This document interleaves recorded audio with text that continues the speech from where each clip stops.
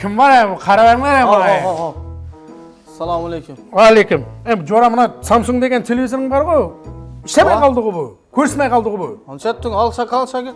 O'shani ishlab berma, mana kitobim bir bilasan bor mana. Ko'ringlar qani bir Garantiyasi ham bor ekan-ku hali. futbol ko'rishim kerak, u ishlamayapti. Qachon chet tursin ovora bo'lib olib kelib, uyga boramiz-ku. Uy nerda? Bunday ham xizmat bormi? Berun deydi. Ha, beruni yillik kala 4 yil boraveramiz. Telefon qilmabsiz, ha? Endi bu safar app qildim, ishlab beravering, o'zim app kitaman. Bo'ldi, Kes bitama bu.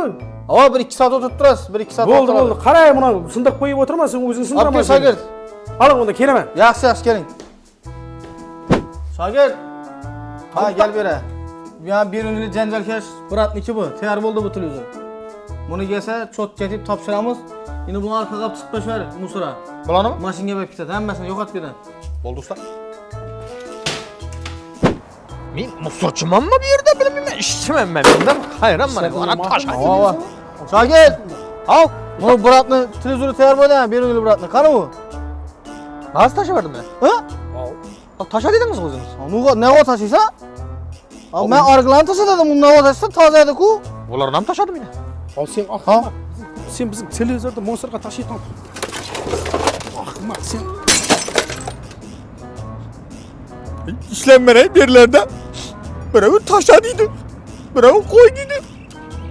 Kallama tashaverdi qana birat. Ketdim men.